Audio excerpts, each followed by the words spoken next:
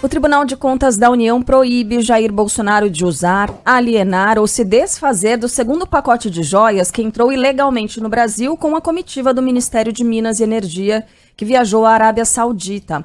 Avaliado em cerca de R$400 mil, o conjunto inclui relógio, par de abotoaduras, anel, caneta e uma espécie de terço islâmico e foi incluído no acervo pessoal do ex-presidente antes de ele deixar o cargo.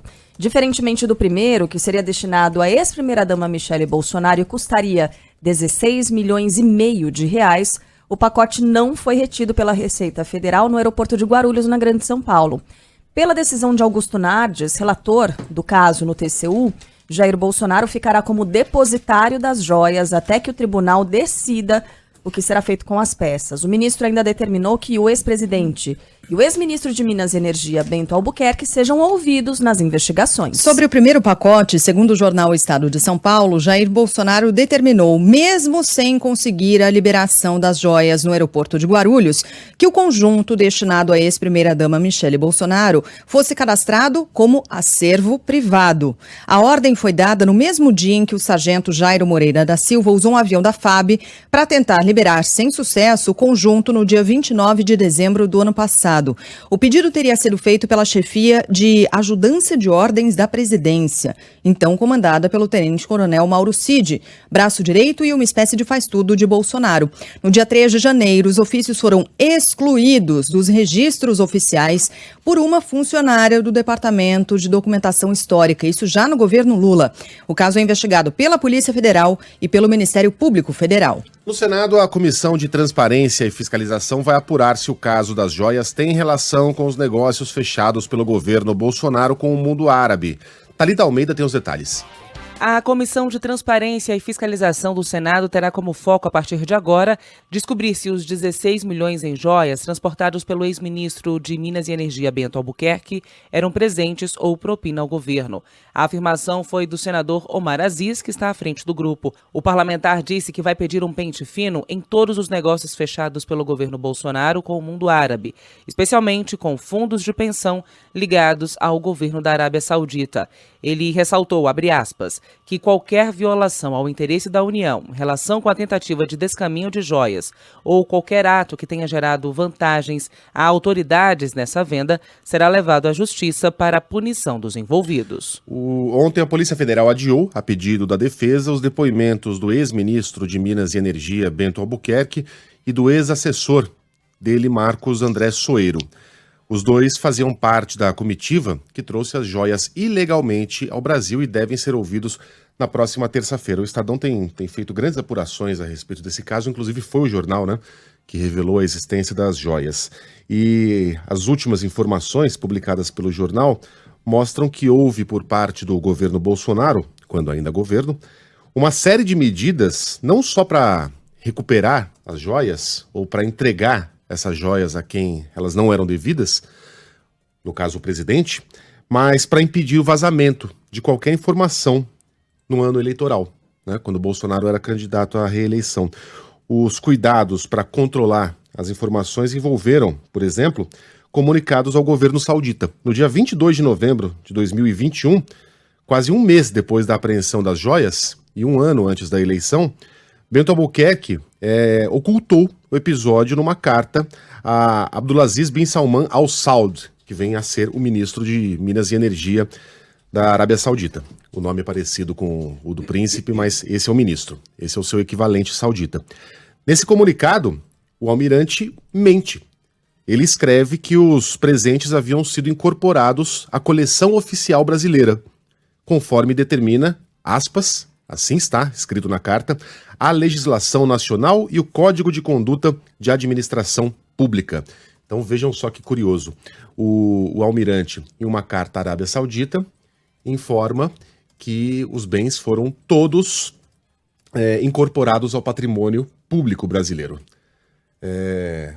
Isso não combina com a versão que vem sendo mantida por Bolsonaro e pelos seus familiares. Flávio Bolsonaro falou do assunto ontem, de que esses eram presentes personalíssimos para Jair e para Michele. Ora, se a intenção do governo saudita era presentear Bolsonaro, e mesmo se fosse o caso, o presidente teria de pagar impostos, ele não o fez, Por que então o Bento Albuquerque informaria os sauditas que os presentes foram adicionados ao patrimônio público?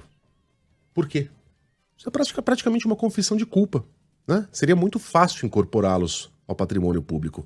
Bastaria preencher um relatório ali mesmo no aeroporto. Isso não foi feito. Aliás, foram 8 as tentativas para que essas caixas de joias fossem liberadas, ou a caixa de joias feminina, né? Porque a masculina já está em posse do presidente, para Bolsonaro e para a esposa Michele.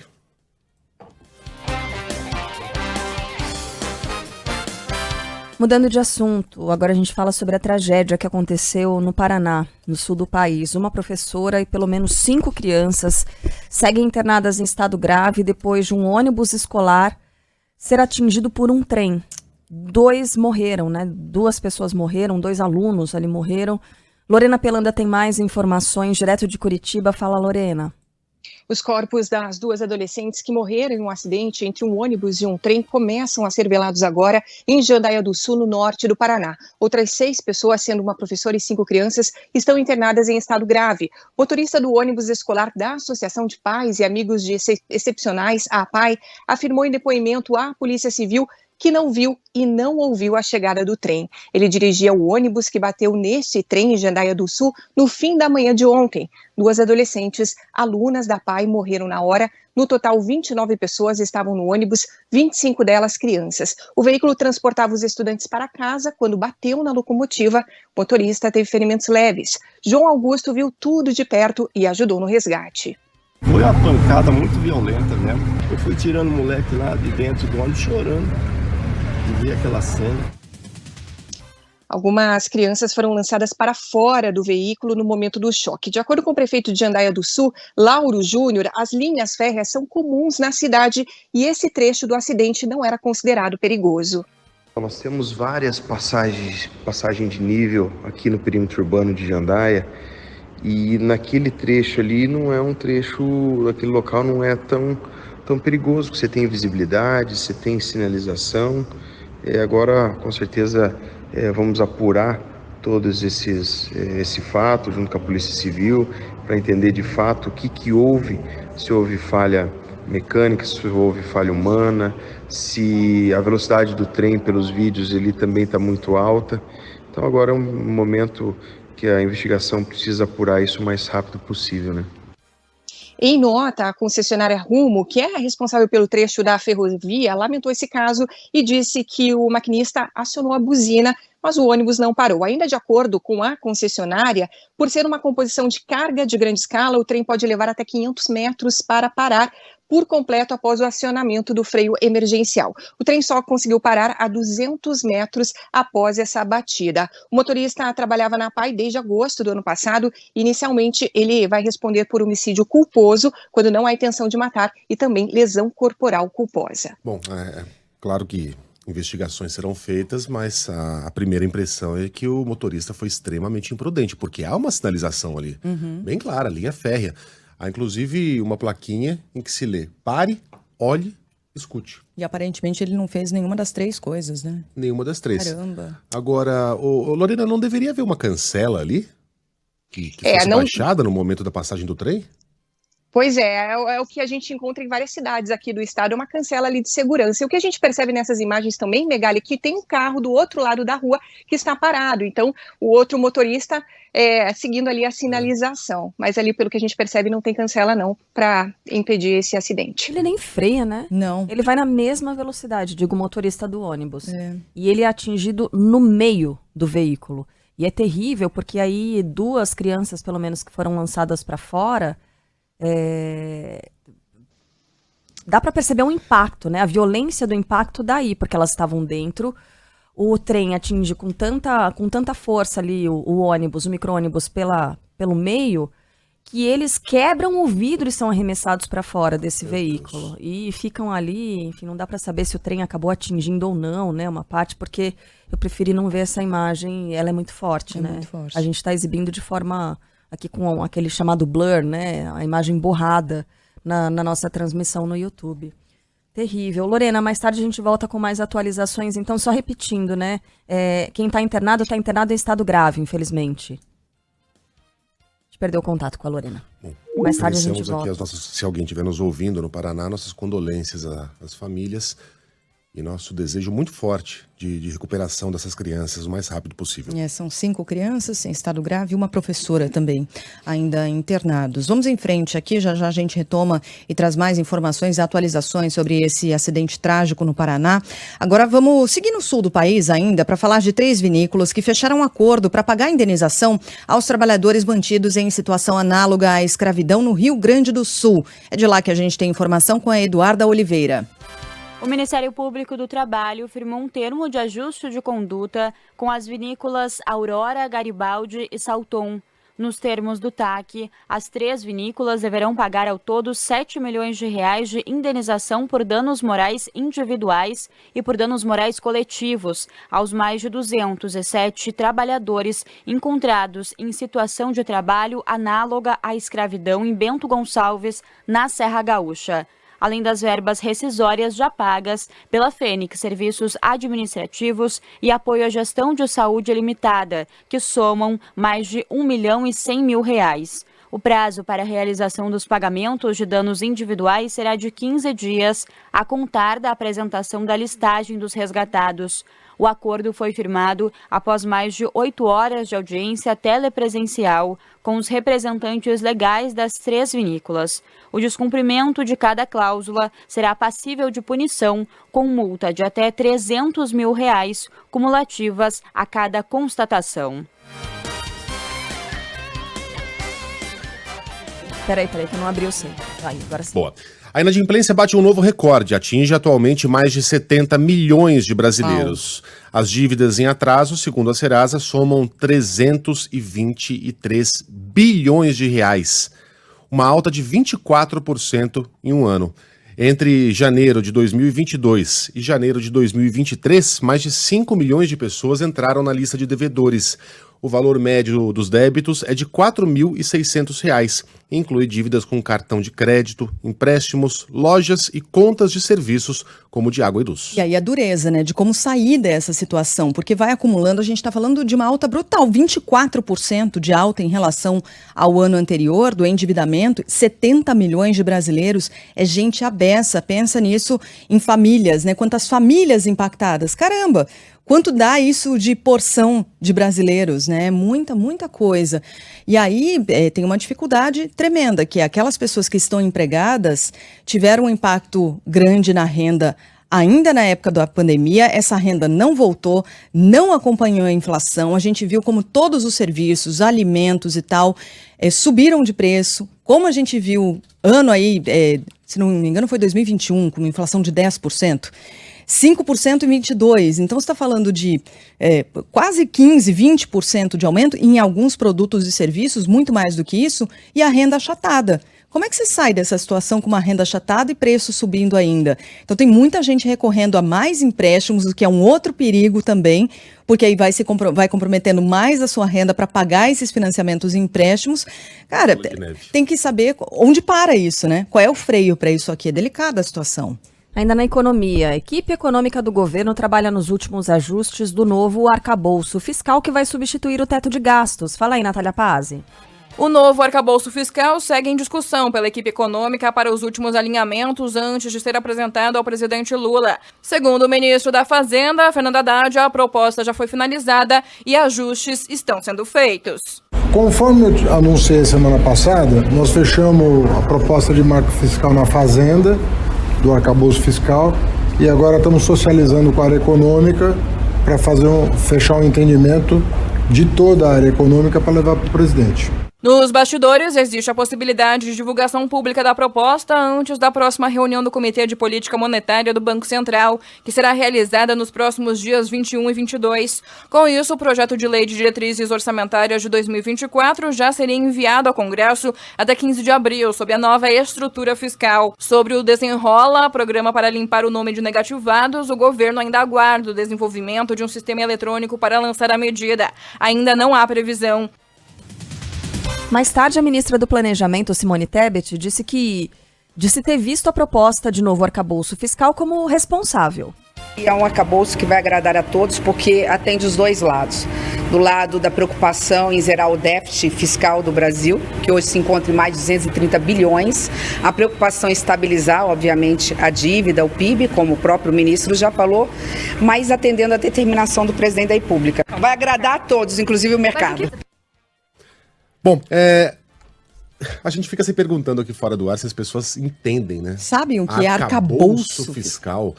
Arcabouço fiscal nada mais é do que, enfim, freios para os gastos, medidas como o teto de gastos, por exemplo, a lei de ouro, enfim, medidas que, se seguidas por um governo, dão mais credibilidade a esse governo junto ao mercado, investidores, etc. Medidas que põem limites em governos. Basicamente é isso. A Simone Tebet está demonstrando aí otimismo, até como uma forma, né, de pressionar o Banco Central a quem sabe, iniciar uma trajetória de redução na taxa de juros. Agora, quem está perto do poder diz que o presidente Lula ainda não passou o olho, né, na proposta. E que sem o ok dele, a gente não faz a menor ideia se isso vai valer ou não vai valer. Ele falou na entrevista do Tio Rei, né? Vocês podem falar o que vocês quiserem, mas eu assino. Tudo passa por mim, passa não falou? por mim. Uhum. É isso. Não tem imposto Ipiranga. Até o Reinaldo tentou falar, não tem imposto Ipiranga, né, pra você. Aí ele não embarcou nessa, não. O governo, Acho obviamente, melhor não tem pressa, né, para garantir algum crescimento nesse ano de 2023, mas encontram um novo e inesperado obstáculo, que é a crise de crédito gerada pela quebradeira da Americanas. Quantas empresas vão junto com a Americanas? Fornecedores que têm dívidas enormes. Empresas enduradas. menores que dependiam exclusivamente ou em boa parte da Americanas, cara, vão embarcando junto, né? Nessa desandada. Caramba. Daqui a pouquinho teremos Juliana Rosa. O Rogério diz o seguinte, bom dia, eu estou num calabouço fiscal. Nosso ouvinte. Boa, Rogério. Somos dois. Mudando de assunto, estão nas mãos do ministro André Mendonça os pedidos para investigar o deputado Nicolas Ferreira no STF após as falas transfóbicas, aquele papelão no plenário da Câmara. Bruna Vale. O ministro do Supremo Tribunal Federal, André Mendonça, será o relator das ações contra o deputado federal Nicolas Ferreira após discurso transfóbico em referência ao Dia das Mulheres. Nesta quarta-feira, o deputado subiu ao plenário da Câmara usando uma peruca loira e disse que se sentia uma mulher e por isso teria lugar de fala. Parlamentares no Congresso Nacional apresentaram notícia-crime ao Supremo Tribunal Federal contra o parlamentar. Agora, todas as novas ações que entrarem na corte sobre o caso ficam por conta de Mendonça. Algo mais a acrescentar? Vamos deixar essa pessoa aí seguir o rito normal das coisas, de repente o Ministério Público decidir ir atrás dele, responder colocar por algum aquilo tipo... que ele fez, né? Responder pelo que fez. Porque ele quer palco e ele conseguiu. Ele tá em todas as manchetes, em todos os veículos. E aí, nem sempre é bom, Carla. Nem todo palco é bom, depende de como você você mas usa pra o ele palco, ruim né? não Se é. tem um palco ali em que você recebe uma chuva de tomates, não é um palco legal. Ele não precisa de palco, ele já tem 1.400.000 votos. Ah, mas por que ele fez ele isso já então? tá nos holofotes. Fez isso porque é um idiota, fez isso porque segue a um mandamento maior, a uma doutrina maior, como você mesmo dizia ontem. Ele Agora, é a vitrine. Eu lamento, sim, ele é uma vitrine. Do que pensa uma parte do galera. eleitorado. Isso, sem e por dúvida. isso ele quer palco. O que eu lamento é que a maneira como ele se coloca em questões, ele não tem capacidade de abordar questões importantes, adultas, complexas, de uma maneira equilibrada, como a gente esperaria de um homem público. Não tem. O papo do Nicolas Ferreira é lacrar, é chamar atenção, é botar peruca, é ganhar aplausos de um lado e vaias de outro, né? Talvez agora ele tenha arrumado um problema com a justiça, mas isso a gente vai ver mais pra frente. A questão ele banaliza uma discussão que é importante, uma discussão que a sociedade precisa ter, como você trouxe ontem, a história lá da Europa. O que fazer com alguém que se autodeclara mulher e que, portanto, essa regra se vale para todo mundo, vai valer também para um estuprador, e, portanto, em tese, teria de ser colocado num presídio feminino. Como é que a gente faz com os esportes coletivos? Como é que a gente faz com mulheres trans que competem em condição de desigualdade, em equipes de vôlei, na natação, nas lutas, principalmente? Como é que a gente faz com projetos sociais que são voltados às mulheres? Vai valer para todo mundo? Porque as pessoas trans existem, a despeito do que do que quer fazer crer o Nicolas Ferreira, que isso é uma invenção da esquerda. Existem. Então aí. São diferentes de pessoas que desejam mudar o próprio gênero. É diferente. Ela não tem escolha. Ela é assim. A pessoa trans não tem escolha. Ela não tem escolha. Não é uma decisão. E hoje eu me sinto... Não. Então essa é outra essa é uma discussão complexa. Que a gente precisa ter como sociedade. Mas quando vê um bocó que nem esses, mete uma peruca e diz que agora o nome dele é Nicolette... Vulgariza completamente uma discussão importante. Você afasta as pessoas que estão dispostas a ter uma discussão adulta a respeito do assunto. E sem aprofundamento, né? Porque fica nessa platitude, nessa bobagem, nessa superfície. E segue influenciando as pessoas que o seguem, né? Então esse é o palco. Muito lamentável. Esse é o palco. Enfim, e parece que a Câmara dos Deputados vai passar um pano. Porque está muito cedo, porque ele tem muito voto... que seria uma briga difícil de comprar, você caçar alguém tão no início do mandato. As pessoas estão apostando numa reprimenda, numa advertência. Já veio, né, a reprimenda pública do presidente da Câmara. Uma advertência formal, no caso, ou uma suspensão, enfim. Aguardemos. Cassação, dessa vez vai ser difícil. Governador do Acre tem um passaporte e bens apreendidos após a operação da Polícia Federal contra a corrupção e lavagem de dinheiro. Conta os detalhes pra gente, Tawane Costa. Na terceira fase da Operação Ptolomeu, que investiga a corrupção e lavagem de dinheiro na cúpula do governo do Acre, a Polícia Federal apreendeu carros de luxo, moto aquática, aeronave, bolsas de grife e dinheiro. Gladson Cameli, governador do Acre, era um dos alvos da operação. As equipes da PF fizeram buscas em 6 gabinetes do governo e no Tribunal de Contas do Estado. Mandados foram cumpridos ainda no Amazonas, Goiás, Piauí, Paraná, Rondônia e no Distrito Federal. Em nota, Cameli afirmou que vai contribuir com as investigações. A polícia do Ceará prende o homem que matou uma mulher após uma discussão em Fortaleza. Caio Passos. O garçom, identificado como Eberson de Oliveira Matos, de 51 anos, foi preso suspeito de esfaquear e matar uma mulher em um posto de combustível em Fortaleza. O crime ocorreu no último sábado. A vítima, identificada como Fabilis Almeida, de 37 anos, morreu 2 dias depois em um hospital. O motivo do crime estaria relacionado a uma discussão após a vítima ter se incomodado pelo fato do suspeito falar alto próximo a ela durante uma ligação por telefone, conforme informações preliminares da Polícia Civil. No Distrito Federal, um farmacêutico foi preso por lamber as nádegas de uma jovem de 21 anos ao aplicar uma injeção. Isso aconteceu na última quarta-feira. Segundo o relato da vítima, a Polícia Civil, o homem, no momento da aplicação, se agachou, ficou quase de joelhos e, ao colocar a seringa, passou a língua nas nádegas dessa moça. Constrangida, obviamente, a mulher deixou a farmácia rapidamente, sem saber se o medicamento, que é um anticoncepcional injetável, tinha sido aplicado, e contou a história à mãe. As duas voltaram ao local e o gerente afirmou que o farmacêutico já tinha sido alvo de reclamações por parte de uma colega. Ele a teria chamado de gostosa e a olhado de maneira invasiva. O homem foi indiciado por importunação sexual. Se condenado, pode pegar até 5 anos de cana. No Rio de Janeiro, a justiça revogou a prisão do radiologista acusado de abusar sexualmente de uma paciente. Fala Priscila Xavier. Está solto o médico radiologista Martinho Gomes de Souza Neto, de 32 anos, acusado de abusar sexualmente de uma paciente durante um exame ginecológico em Copacabana, na zona sul do Rio. Ele deixou o sistema penitenciário ontem, após a Justiça do Rio revogar a prisão preventiva dele. Com a repercussão, outras 6 possíveis vítimas procuraram a delegacia responsável pelo caso. Todas relataram que a dinâmica do crime era idêntica. Os abusos teriam acontecido na mesma clínica em Copacabana e em uma outra unidade no centro do Rio. O médico radiologista foi preso em flagrante no dia 1º de março e chegou a ter a prisão convertida em preventiva. O processo tramita em segredo de justiça e agora ele vai responder em liberdade. São histórias tão absurdas. Será que elas são muito comuns? E as vítimas não dão andamento nisso? A gente falou sobre Muito isso, né, no Dia da Mulher. Né? É bem provável que aconteça. Por vergonha, por sentimento de culpa, e uma culpa que não cabe às mulheres, né? A gente falou disso, por constrangimento. Eu li uma entrevista dessa vítima do radiologista. E é repugnante, totalmente. O que ela diz é que ela percebeu, ela estava fazendo o exame, né? Tem mulher que não, obviamente, não olha, não fica ali prestando atenção nos detalhes do que está rolando no exame, mas ela percebeu que tinha algo errado quando ele perguntou para ela, você tá gostando? E aí ela olhou e viu que não tinha aparelho nenhum e que ele estava sem luva, sem nada, tocando na paciente. Você já pensou uma situação dessa?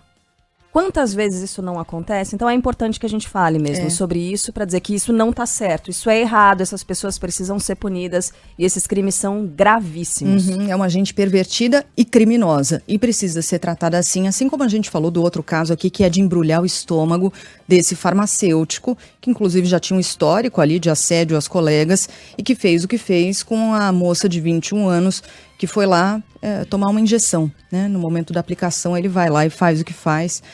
É de embrulhar o estômago e é isso. Pervertido, criminoso e agora está preso. Em Brasília, a Câmara aprovou o projeto que garante uma pensão aos filhos de mulheres vítimas de feminicídio. Márcio Rocha. A Câmara dos Deputados aprovou o projeto que determina uma pensão especial para filhos e dependentes de mulheres que foram vítimas de feminicídio. Pela proposta, o valor da pensão é de um salário mínimo e deve ser pago até que o dependente complete 18 anos. O texto determina também que, para ter acesso ao benefício, a renda per capita dos órfãos do crime deve ser igual ou menor que 25% de um salário mínimo. O projeto agora segue para análise do Senado. Ontem eu estava ouvindo a nossa colega Adriana Araújo falar sobre isso e ela foi muito certeira quando ela avaliou o seguinte. É claro que é importante dar respaldo para essas crianças, né, que ficam órfãs depois de um assassinato, mas precisa mesmo esperar esse assassinato acontecer. Muitas mulheres continuam em casa com esses homens agressores porque elas não têm outra possibilidade, têm total dependência financeira, né, do agressor, então por isso elas seguem por ali. Então, a Adriana propõe um pensamento em torno disso, em dar um apoio para essa mulher, para que ela não continue em casa dependendo financeiramente desse homem e possa evitar, então, né, eventualmente esse assassinato, esse feminicídio. PM afastou o agente que deu chibatadas em um homem que esperava um prato de comida. Marcos Nazzoni. O policial militar que aparece em vídeo com arma em punho dando chibatadas em um homem foi afastado do cargo e vai seguir em função administrativa. O caso foi registrado no dia 5 de março em Goiânia. A Polícia Militar de Goiás informou também que abriu um procedimento administrativo para apurar as circunstâncias do fato. Apesar disso, alegou que o homem estava de folga na data do ocorrido. Nas imagens é possível ver que a vítima chega a ajoelhar enquanto é agredida, dizendo que estaria trabalhando e aguardava um alimento ficar pronto. A imagem que nos remete aos piores pesadelos da época da escravidão. Bom, se ele estava ou não a trabalho me parece irrelevante. Há condições de uma pessoa que faz isso, que tortura alguém dessa maneira, e colocar uma farda e proteger a população? Sheila, se é divulgada uma imagem em que eu faço isso com outro ser humano, eu tenho condições de vir trabalhar no dia seguinte? Imagina, menor possibilidade. É relevante? Menor possibilidade. É relevante se eu tô a trabalho ou não? Se ele tá usando uma farda ou não? Cara, que o isso? lugar desse Dá cara é na cadeia. chibatada. O lugar desse cara é na cadeia e não colocando gente na cadeia. Pelo amor de Deus. Olha, se você não viu as cenas, eu aconselho que você nem veja, viu? São fortes. Pra não estragar seu fim de semana. Pois é. Vamos em frente aqui com um destaque internacional importante também. Chega a 7 o número de mortos em um tiroteio dentro de um centro religioso na Alemanha. Os detalhes chegam com Arthur Coelho. Após a morte de pelo menos 7 pessoas em ataque a tiros em um prédio usado por testemunhas de Jeová em Hamburgo, no norte da Alemanha, um comunicado à imprensa deve detalhar o crime na manhã de hoje. A informação é de um senador do interior de Hamburgo. A polícia acredita que o atirador está morto, mas não está claro se o corpo dele está ou não entre os encontrados na cena do crime. Um porta-voz da polícia afirmou que os feridos foram enviados aos hospitais e que não há informações sobre o estado de saúde. Por outro lado, um jornal local noticiou que vários dos feridos têm quadros graves. Pelo Twitter, o prefeito de Hamburgo e a ministra federal do interior afirmaram que prestaram todo o apoio às famílias das vítimas cristãs. E acabou de sair informação, subiu infelizmente para 8 o número de mortos. Acabou de haver essa atualização, né? 8 mortos e inclusive agora há pouco Nosso ouvinte Aldrin, que mora na Alemanha, aliás, sempre participa aqui, mora em Hamburgo. Aliás, a 4 quilômetros de onde aconteceu essa tragédia, essa coisa terrível, né? E aqui a Aldrin está nos atualizando, disse que, enfim, a história ainda está confusa e tal, mas que eles têm lá um aplicativo de emergência que se chama Nina. O aplicativo ontem à noite emitiu um alerta, um aviso para todos os moradores de extremo perigo e a recomendação, a determinação de não sair de casa. Então foi muito pertinho, 4 quilômetros da casa, dizendo a coisa foi horrível e tal. Meio-dia de lá vai ter uma entrevista em que haverá mais informações. Obrigada aqui e vamos seguir acompanhando esse caso. A cerimônia de entrega do Oscar acontece neste domingo. Informações com Roberta Russo. Posso colocar uma vinheta antes? Por favor. Pode. And the Oscar goes to... Oscar na Band News FM. And the Oscar goes to Roberta Russo. Belezinha. Sem tapete vermelho, tentando superar o tapa de Will Smith em Chris Rock com pouca representatividade feminina, o Oscar 2023 acontece no domingo, imprevisível como sempre. A nossa colunista Flávia Guerra participou do Band News em alta frequência, especial sobre o Oscar, e afirmou que é grande a expectativa em relação ao longa Tudo em Todo Lugar ao Mesmo Tempo, que soma 11 indicações. E o filme foi baseado, só um dado interessante, num estudo muito longo que um filósofo chamado Daniel Lewis faz há um tempo sobre a questão de... Aí já vai física quântica, é um assunto sério mesmo, assim, não vou nem me adentrar muito. Sobre essas possibilidades de multiversos, que foi para o universo dos heróis. O que eu acho interessante que esse filme faz é que não é o universo do herói, né, gente? É uma mulher de meia idade que tem uma lavanderia, imigrante chinesa, em crise com o marido, não aceita a filha que é homossexual. O pai, né, é de uma outra geração ainda, imigrante chinês. Ela nas descobertas da adolescência, Exato. Problematizando um pouco mais. Porque se você for ver, o filme tem crise no casamento, filme família, amor, mas também tem niilismo, né? Também tem o absurdismo. Ontem eu tava ouvindo essa conversa da Flávia Guerra com a Roberta. Eu ouvi na rádio ontem. Ouvi. Caramba. Ontem eu tava ouvindo a a Adriana Araújo, ontem eu tava ouvindo a Roberta Russo. Eu ouço muito mesmo. Olha. Tio Rei. Você tem uma equipe de escutas? Que faz clipping, né? Ele só vai me mandando. Pode começar a me ajudar? Eu ouço demais. Eu sou igual ouvinte da Band News, viciada nessa rádio aqui.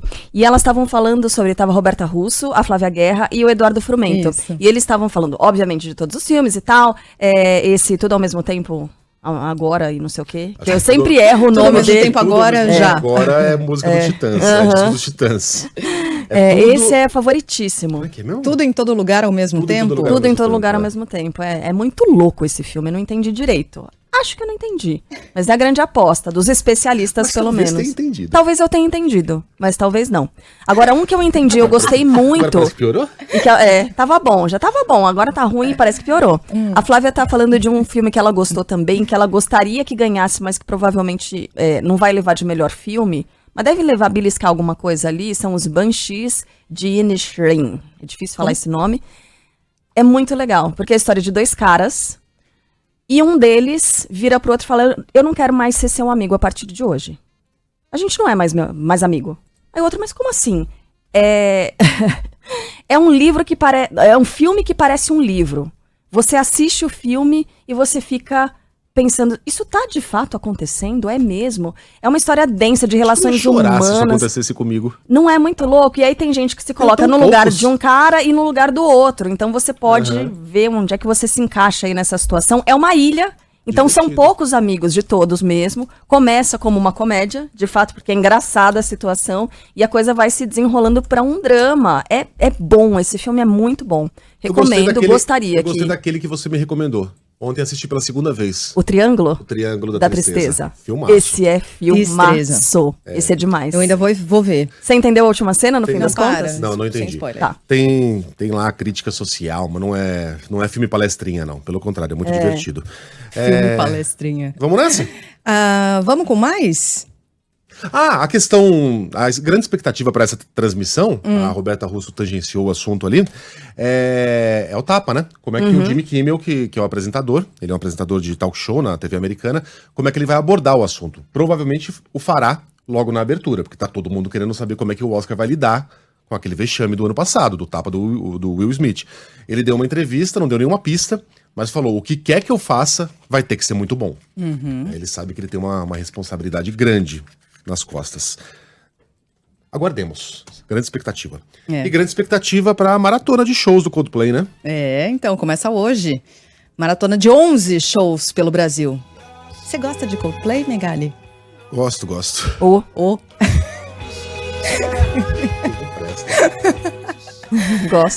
Yuri Queiroga, conta pra gente. Já tinha ontem, quando eu passei pelo estádio do Morumbi, já tá toda a estrutura absolutamente montada, tudo preparado, já tem pequenos bloqueios na lateral, faixas parcialmente interditadas e já tinha fã chegando para se posicionar na fila, Yuri. Bom dia. E esse número de fãs já aumentou aqui pelo Morumbi. Bom dia, Sheila, Megali, Carla Bigato. Quem está acompanhando a nossa transmissão com imagens pelo YouTube, já pode ver que atrás de mim, já tem aqui atrás também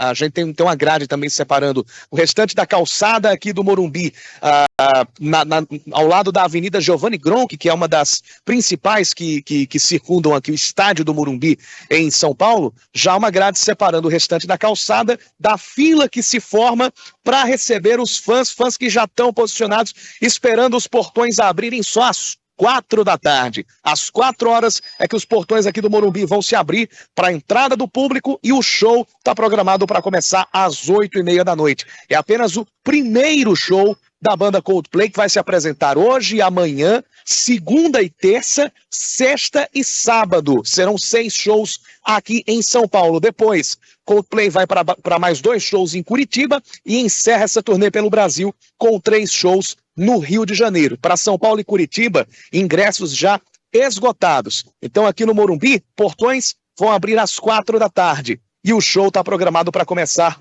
às 8h30 da noite. Você perguntava por bloqueios, Sheila, já tem cavaletes prontos aqui em ruas próximas ao estádio do Morumbi para daqui a algumas horas já serem usados em bloqueios para organizar o trânsito no entorno do estádio, que vai virar um grande palco para a música cósmica de Coldplay. Cósmica. Conte é bobo, né? Nossa, a gente não pode falar nada, não. Né?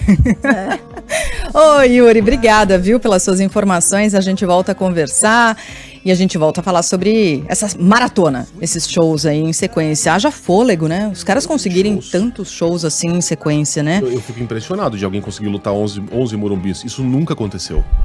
Isso jamais aconteceu. Vem a Madonna pra cá, na época que a Madonna era Madonna. Ela fazia 3 shows.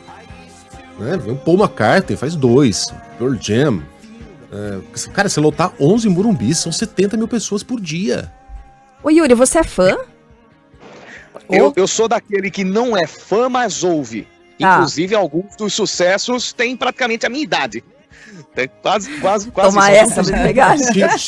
Tirando a questão da idade aí, que foi totalmente desnecessária essa alfinetada, eu tô com o Yuri. Eu também ouço. Se estiver tocando lá, eu não troco de estação, não. Mas não compraria discos se discos ainda houvesse. Valeu, Yuri. Valeu, estarei lá na segunda-feira, hein? Vou na segunda. Que legal. Vai chover, será? Segunda-feira eu vou no Allianz Parque. Vamos lá?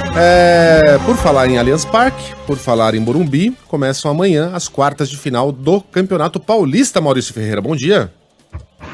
Tudo bem, Megali? Beleza. Muito bom dia a você, a Sheila, a Carla, ouvintes da Band News FM. Lembrando que esses shows do Coldplay no estádio do Morumbi, eles estavam marcados em 2022 para acontecer aqui no Allianz Parque. E a época, por um motivo de saúde do vocalista, os shows foram remarcados para março deste ano e mudaram de palco, saindo do Allianz Parque com direção ao estádio do Morumbi. Mas amanhã, aqui na Casa Alviverde, às 7 horas da noite, teremos o início das quartas de final do Campeonato Paulista. Palmeiras e São Bernardo, as duas melhores campanhas dessa primeira fase da competição estadual. Técnico Abel Ferreira comanda daqui a pouquinho na Academia de Futebol, às 10 horas da manhã, a última atividade, com o retorno do goleiro Marcelo Lomba aos relacionados. Ficou 4 semanas fora por uma fratura em um dos dedos da mão esquerda. Então, entre os titulares, o comandante português terá todo mundo à disposição. Mais de 25 mil ingressos vendidos antecipadamente para esse jogo de amanhã, com transmissão da Band News FM de Palmeiras e São Bernardo. E na segunda-feira, justamente justamente pela utilização do estádio do Morumbi para os shows do Coldplay, o São Paulo vai jogar aqui no Allianz Parque, na segunda-feira à noite, às 8 horas, também com transmissão da Band News FM, e há uma preocupação no aspecto de segurança. Inclusive, conversei já com alguns comerciantes aqui no entorno do Allianz Parque, e alguns vão, inclusive, fechar as portas mais cedo, na segunda-feira, temendo, né, com algum receio, justamente, dessa presença de torcedores do São Paulo, aqui nas imediações do Allianz Parque, porque Perdizes, Pompeia, são bairros muito característicos de torcedores do Palmeiras. A maioria dos bares aqui próximos ao estádio também é toda decorada com as cores do clube, com pôsteres, com fotos. Então, alguns comerciantes com esse receio. Daqui a pouquinho a gente fala um pouco mais sobre isso também aqui na programação da Band News FM. Boa. E no Rio de Janeiro, Marcelo. Cara, o Marcelo, ele vai cansar de servir gol pro ataque do Flu. Sério, esse cara vai jogar tanto no Campeonato Brasileiro. Escreve o que eu tô falando. Ele tem muita bola ainda pra mostrar. Daniel Henrique tem os detalhes. O lateral esquerdo Marcelo, nova contratação do Fluminense, será apresentado aos torcedores na noite de hoje, em um evento organizado pelo clube no Maracanã. O jogador chegou ao Rio de Janeiro ontem e foi recebido com festa por centenas de tricolores ainda no aeroporto do Galeão. Considerado um dos melhores da posição neste século, Marcelo foi revelado pelo clube carioca e atuou por 16 temporadas no Real Madrid, conquistando 5 títulos da Liga dos Campeões e 6 do Campeonato Nacional. A estrela do futebol mundial já está inscrita para o Campeonato Carioca, mas ainda depende de um documento de transferência internacional para se regularizar e estrear, além do aval da comissão técnica.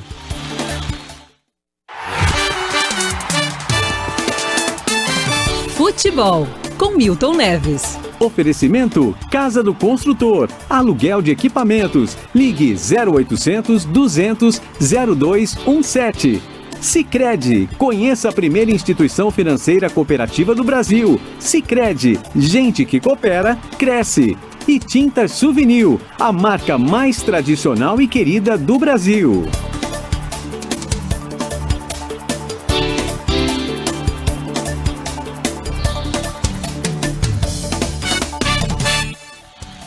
Fala, Milton, bom dia. Megali, aquele abraço, Megali. Olá, Sheila Magalhães, Carla Bigato também pra todo lado. Parabéns. Agora eu dou parabéns mesmo. É para o time do Iguatu, que pela Copa do Brasil ontem jogou na Vila Belmiro, perdeu de 3-0. Olha que o Santos tá mal. O time é fraco lá do Ceará, mas um povo digno. Terminou o jogo, gente. Os jogadores lá do Ceará, né, de Iguatu, eles foram tirar foto com os jogadores do Santos, trocando camisa. O Odair Hellman foi brilhante também, entendeu?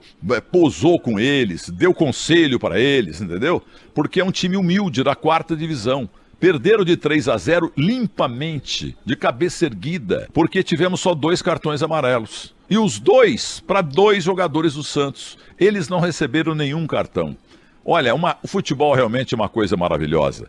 Parabéns, Iguatu. Você honrou a dignidade do futebol. E no mais. Bem, gente, rapidamente o placar do futebol do Brasil ontem, pela Libertadores da América. Que pena, lá em Fortaleza. O Fortaleza perdeu do Cerro Porteño do Paraguai por 1-0. E quando estava 0-0... o Fortaleza perdeu um pênalti. E pela Copa do Brasil, já falei a exaustão, Santos 3, Iguatu 0, um time leal, honesto, competente. Eu gostei do presidente, repito, e gostei dos jogadores também. E o Botafogo, né? Botafogo contra o São Raimundo, o Botafogo ganhou 3-1, 3 gols de Garrincha. E o Náutico em casa, o Clube Náutico Capibaribe bateu o Vila Nova por 2-1. E eu prometo, se Deus quiser, eu volto amanhã no Grupo Bandeirantes de Rádio e até lá.